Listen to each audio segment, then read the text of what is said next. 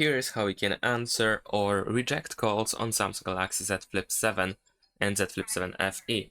So if someone calls you, what you can do is you can either answer or reject the call by moving your finger from one of these two buttons and then move it upwards or towards any direction actually. So let me actually call myself again to show you how exactly it looks like. So you will have this ring area as you press and hold the selected option, and you need to simply move towards any of these directions in order to, as you can see, just move the finger outside of that section.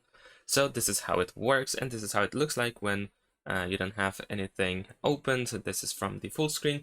Let me also check out how it looks like when the phone is locked, but I assume it will be pretty similar.